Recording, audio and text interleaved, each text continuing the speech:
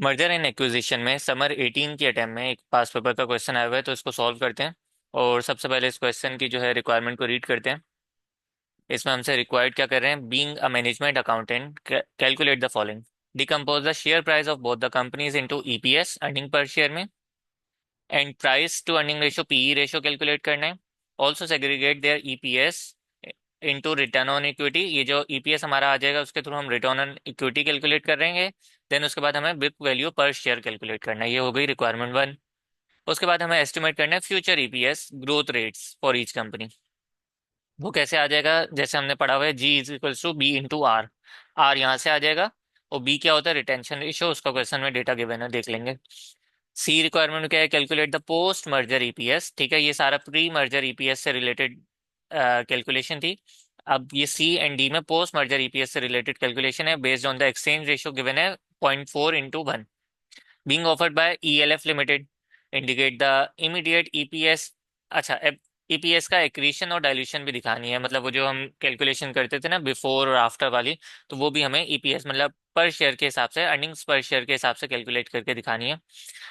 That will occur for each group of shareholders. और D requirement में same यही requirement है, based on the 0.41 exchange ratio and assuming ELF pre merger. अच्छा, जो यहाँ पे हमें पोस्ट मर्जर में price to earning ratio use करना होगा, वो कौन सा वाला होगा, ईएलएफ का प्री मर्जर वाला ही। हर क्वेश्चन में जो कि ऐसे ही होता है, अगर अलग से गिवन ना हो। Will continue after the merger, estimate the post merger market price. ठीक है, इसमें मार्केट प्राइस हमें कैलकुलेट करनी है। यहाँ पे हमें ईपीएस कैलकुलेट करना था, यहाँ पे मार्केट प्राइस कैलकुलेट करनी है। और इसका भी हमें बिफोर और आफ्टर करके एक्रीशन हो रहा है या डाइल्यूशन हो रही है वो कैलकुलेट करके दिखाना है। तो सिंपल सिंपल से हमारे पास फोर रिक्वायरमेंट्स हैं, इनको सॉल्व करते हैं। सबसे पहले रिक्वायरमेंट वन की तरफ चलते हैं। और रिक्वायरमेंट वन को करने से पहले, जैसे जिस स्टैंडर्ड प्रोसीजर के थ्रू हम सारे मर्जर एंड एक्विजिशन के क्वेश्चन सॉल्व करते थे, इसको भी उसी तरीके से बिल्कुल करेंगे।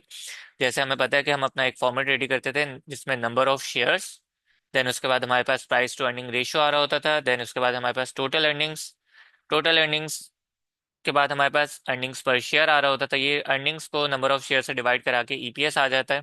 देन उसके बाद हमें मार्केट प्राइस पर शेयर चाहिए होता है, और यहाँ पे हमें टोटल मार्केट प्राइस आ जाती है हमारी। तो ये इस तरीके से हमने एक अपना स्टैंडर्ड बनाया हुआ है, हर क्वेश्चन हम इस तरीके से सॉल्व कर लेते हैं। सही है, फॉर्मेट है ये हमारा। तो ये बिफोर मर्जर के हिसाब से पहले कैलकुलेशन कर लेते हैं, क्योंकि रिक्वायरमेंट वन बिफोर मर्जर से रिलेटेड ही है।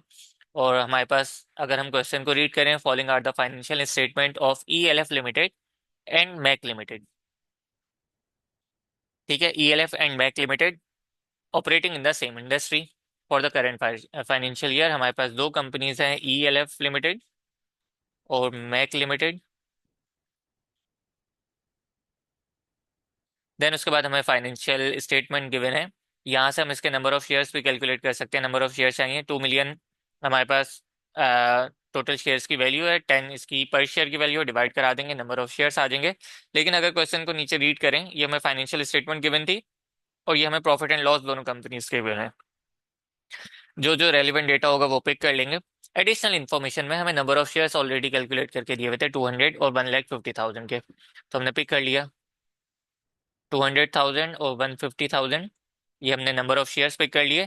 फिर हमें डिविडेंड पेमेंट रेशियो गिवन है। ठीक है, डिविडेंड पेमेंट रेशियो गिवन है।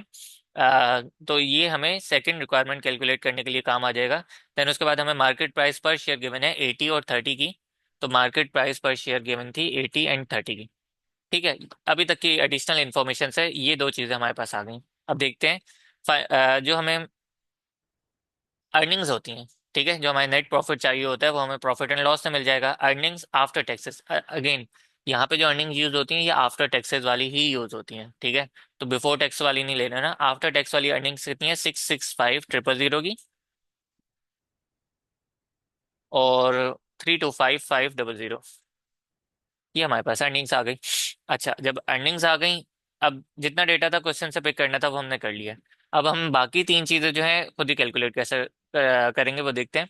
टोटल अर्निंग्स को जब मैं नंबर ऑफ शेयर से डिवाइड कराऊंगा तो मेरे पास अर्निंग्स पर शेयर आ जाएगा। सही है। सिमिलरली, टोटल अर्निंग्स को जब मैं नंबर ऑफ शेयर से डिवाइड कराऊंगा तो मेरे पास अर्निंग्स पर शेयर आ जाएगा। अच्छा, पी रेशो किस तरीके से आता है, यहाँ पे फॉर्मूलाज लिखते जाते हैं साथ साथ। प्राइस टू अर्निंग रेशियो किस तरीके से आता है,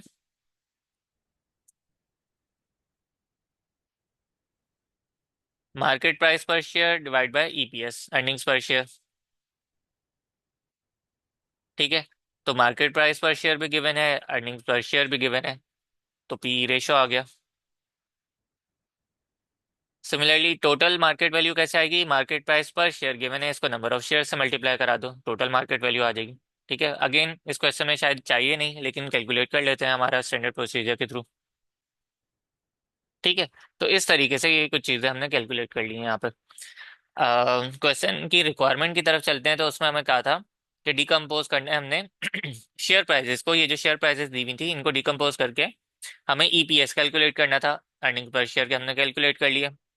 उसके बाद हमने price to earning PE ratio calculate करना था, पीई रेशो भी कैलकुलेट कर लिया। उसके बाद हमें also segregate the EPS figure into return on equity. ठीक है, ROE, रिटर्न ऑन इक्विटी किस तरीके से आता है, यहाँ पे पहले फॉर्मूला लिख लेते हैं। ठीक है, ये रिटर्न ऑन कैपिटल एम्प्लॉयड नहीं है, रिटर्न ऑन इक्विटी है। तो जब रिटर्न ऑन इक्विटी की बात कर लेते हैं तो इसमें प्रॉफिट आफ्टर टैक्सेस ले रहे होते हैं। ठीक है, और नीचे हम क्या रखते हैं, इक्विटी। ठीक है, अगर यहाँ पे रिटर्न ऑन कैपिटल एम्प्लॉयड होता ना, तो यहाँ पे profit before interest and tax आता, वो डिफरेंट चीज हो जाती, लेकिन यहाँ पे हमसे रिटर्न ऑन इक्विटी का बोला हुआ था। तो हमारे पास ये अर्निंग्स है, ये प्रॉफिट आफ्टर टैक्स क्या है, अर्निंग्स ही तो है, ये गिवन है दोनों की। ठीक है, और इक्विटी की वैल्यू चाहिए, पिक कर लेते हैं। इक्विटी में क्या आता है, शेयर प्राइस और रिटेन अर्निंग। ठीक है, दोनों चीज़ें आती हैं ना। तो अगर मैं यहाँ पे इक्विटी की वैल्यू फाइंड कर लूँ और इनको नीचे सॉल्व कर लेते हैं, यहाँ पे कर लेते हैं। सही, इक्विटी की वैल्यू किस तरीके से आएगी,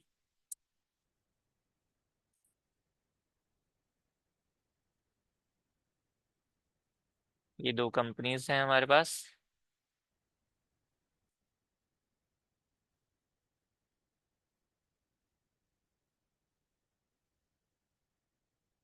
चलो, share capital plus retain earning करके कितना आ रहा है, 2.5 मिलियन। और इसका मैक लिमिटेड का कितना आ रहा है, 1.5। तो बस यहाँ पे हम रिटर्न ऑन इक्विटी कैलकुलेट कर सकते हैं। वो कैसे आएगा, profit after tax divide by equity. तो 26.6 जो है हमारे पास return on equity ELF limited की आ गई, और 21.7 जो है वो मैक लिमिटेड की आ गई। ठीक है भाई, आगे देखते हैं, ये भी हमने सॉल्व कर लिया। बुक वैल्यू पर शेयर भी कैलकुलेट करना है, वो भी इजी है, बुक वैल्यू पर शेयर। ठीक है, तो सबसे पहले हमें बुक वैल्यूज चाहिए होंगी, बुक वैल्यूज यहाँ पे हमने लिख ली हैं दोनों की। अब पर शेयर इसको बना लेते हैं। ठीक है, ये बुक वैल्यू कैसे है, क्योंकि हमने फाइनेंशियल स्टेटमेंट से उठाई है ना, फाइनेंशियल स्टेटमेंट में क्या होती है, बुक वैल्यूज ही तो गिवन होती है। तो हमने बुक वैल्यूज पहले ही यहाँ पे उठा ली थी, 2.5 और 1.5 की। अब इसको पर शेयर करना है, तो नंबर ऑफ शेयर से हमने सिंपल इसको डिवाइड करा देंगे, इसके 200,000 के शेयर से तो इससे डिवाइड, और ये 1.5 मिलियन को 1,50,000 से डिवाइड करा दूंगा, तो ये पर शेयर हो जाएगा, सिंपल, कुछ भी मुश्किल नहीं है इसमें। 12.5 और 10। सही है, यहाँ तक इसको हमने नंबर ए जो रिक्वायरमेंट थी वो हमने कंप्लीट कर ली है, जिसमें हमें पीई रेशो भी कैलकुलेट करना था, ईपीएस भी कैलकुलेट करना था, फिर उसके बाद हमें रिटर्न ऑन इक्विटी कैलकुलेट करना था, देन उसके बाद बुक वैल्यू पर शेयर कैलकुलेट करना था। अब पढ़ते हैं second requirement, estimate future EPS growth rates. ठीक है, फ्यूचर ईपीएस ग्रोथ रेट, यहाँ पे ग्रोथ रेट कौन सा यूज हो सकता है। ठीक है, तो हमें पता है गॉर्डन्स ग्रोथ मॉडल था एक हमारे पास, G = B × R। ठीक है, बी क्या होता था यहाँ पे, रिटेंशन रेशो।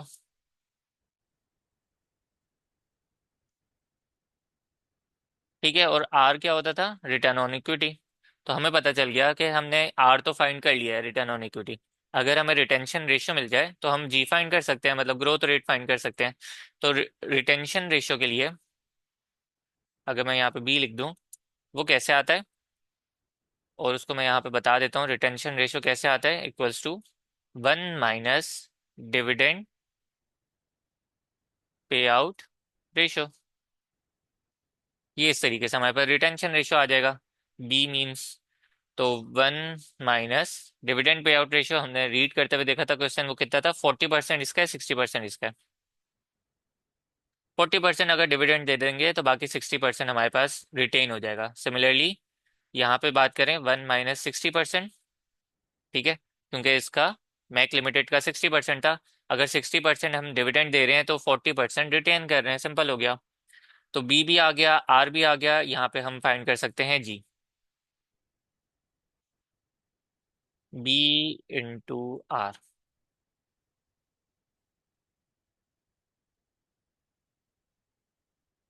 सही है, वो कितना आ गया यहाँ पे? 16%। और अगर यहाँ पे देखें तो 8.7% आ गया। ठीक है, तो इस तरीके से ही हमने बी रिक्वायरमेंट भी सॉल्व कर लिया। चलो ये सारी प्री ये जितनी भी इंफॉर्मेशन थी ये प्री मर्जर से रिलेटेड से इंफॉर्मेशन थी। हर क्वेश्चन में इसी तरीके से हम अपना फॉर्मेट रेडी करते हैं, बना लेते हैं और क्वेश्चन सॉल्व कर लेते हैं। ये जो था इस क्वेश्चन में न्यू था, न्यू मीन्स के एक्स्ट्रा था, उसको हमने अलग से सॉल्व कर लिया। अब अब हमें पोस्ट मर्जर के लिए क्या करना होता है, सेम फॉर्मेट कॉपी करते हैं और यहाँ पे हम लिखते हैं पोस्ट मर्जर डेटा। ठीक है, और दो कंपनीज हैं, ईएलएफ, एक ईएलएफ रहेगी और सेकंड वाली जो है वो मर्ज्ड एंटिटी हो जाएगी। सही है, क्योंकि हमारे पास आके मर्ज हो गई है ना, तो इसलिए मैं यहाँ पे मर्ज एंटिटी का वर्ड यूज कर लेता हूँ। अच्छा, अर्निंग्स तो सेम कॉपी हो जाएंगी दोनों की। ये वाली अर्निंग्स भी हमारे पास आ जाएगी और 325500 वाली अर्निंग्स भी आ जाएगी। इन दोनों का टोटल कर लेते हैं। ये टोटल अर्निंग्स तो यही है हमारे पास। सिनर्जी वगैरह क्वेश्चन में हमने रीड किया नहीं था, अगर आता तो वो भी यहाँ पे ऐड ऑन हो जाता। सिमिलरली ईएफ लिमिटेड, ईएलएफ के जो शेयर्स थे वो भी पिक कर लेते हैं 200, इसमें कोई मसला नहीं है। अब हमें मर्ज एंटिटी के शेयर्स देखने होते हैं कि वो हमारे पास कितने आ रहे हैं। ठीक है, तो वो कैसे कैलकुलेट करते हैं, वो स्वैप रेशो के थ्रू कैलकुलेट करते हैं। अब देखते हैं क्वेश्चन में स्वैप रेशो गिवन था, बिल्कुल क्वेश्चन की रिक्वायरमेंट में उन्होंने गिवन दिया था, calculate the post merger EPS based on the exchange ratio of 0.4 into 1 being offered by ELF. हर एक शेयर रखने वाले को 0.4 शेयर्स जो है ऑफर हो रहे हैं।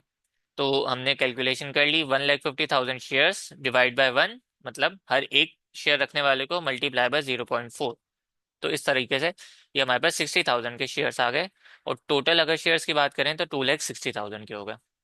2,60,000 की शेयर्स, अर्निंग्स थी 990,500 की। अर्निंग्स पर शेयर कैलकुलेट कैलकुलेट कर लेते हैं। वो आ गया यहाँ पे हमारे पास 3.81 का। ठीक है, 3.81 का यहाँ पे अर्निंग्स पर शेयर आ गया। लेकिन अब ये 3.81 हमसे नहीं रिक्वायर्ड था। एग्जामिनर एक स्टेप आगे किया और एग्जामिनर ने बोला कि बिफोर मर्जर ईपीएस तो ये रहे, आफ्टर जो 3.81 हो गए, क्योंकि 3.81 हो गए ना इसके भी और इसके भी। अभी इससे हमें पता है कि इसको हमने 0.4 से मल्टीप्लाई कराएंगे मर्ज एंटिटी के लिए। लेकिन वो बस हमसे एक्रीशन या डाइल्यूशन मांग रहे हैं, तो उसके लिए हम वर्किंग कर लेते हैं यहाँ पे। Before, after, before merger, after merger, ELF और Mac, before merger, after merger.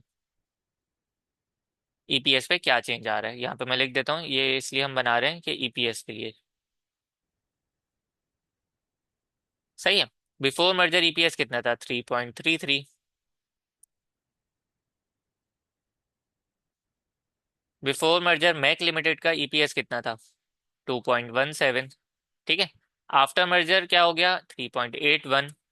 और आफ्टर मर्जर इसके लिए भी क्या हो गया, मैक के लिए भी 3.81, लेकिन मल्टीप्लाई बाय 0.4, क्योंकि इसको पूरा नहीं मिलेगा ना, इसको सिर्फ 0.4 का शेयर मिलेगा, तो मल्टीप्लाई जरूर कराना है इसमें हमने। सही है, जैसे शेयर्स भी इसके देखो ना, 60,000 आ रहे हैं, 0.4 करके आ रहे हैं, तो इसलिए हमारे पास ईपीएस भी जो होगी वो 0.4 करके आएगी।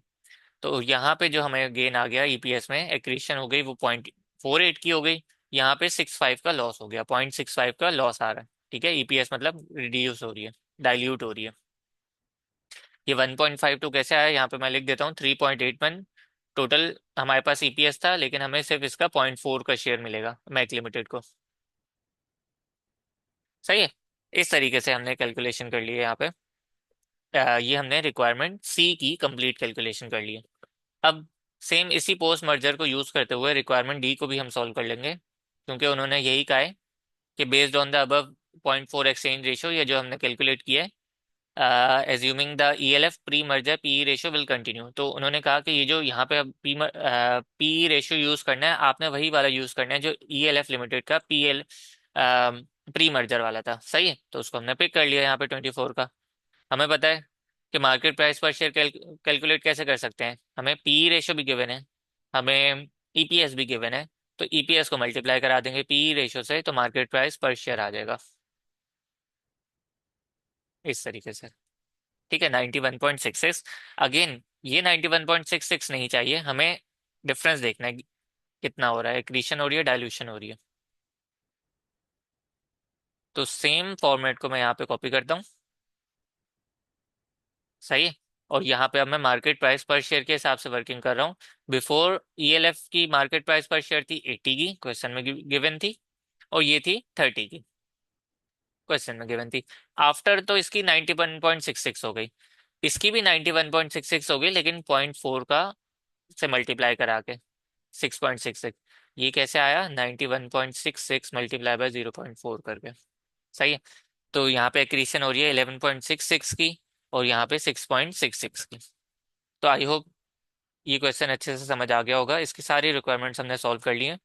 और बेसिक मतलब मैं ये नहीं बोलूंगा एडवांस लेवल का क्वेश्चन था, बिल्कुल बेसिक लेवल का क्वेश्चन था, एक पास पेपर का समर 18 के टाइम में आया हुआ है, टेस्ट हुआ हुआ है।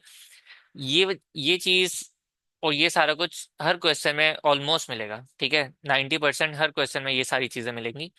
कुछ एडिशनल इन्फॉर्मेशन डाल सकते हैं बीच में, जैसे इसमें डाल दिया कि भाई ग्रोथ रेट कैलकुलेट करा लिया, ठीक है। फिर उसके बाद ये हमें रिटर्न ऑन इक्विटी कैलकुलेट करा लिया, फिर ये इसीलिए कैलकुलेट कराया ना ताकि हम जी फाइंड कर सकें, ग्रोथ रेट फाइंड कर सकें। तो ये एडिशनल इन्फॉर्मेशन आ सकती है बिल्कुल पेपर में, लेकिन जो 70% क्वेश्चन होगा ना वो इन्हीं में होगा, यही चीज़ें कैलकुलेट करा रहा होगा एग्जामिनर मल्टीपल टाइम, सही।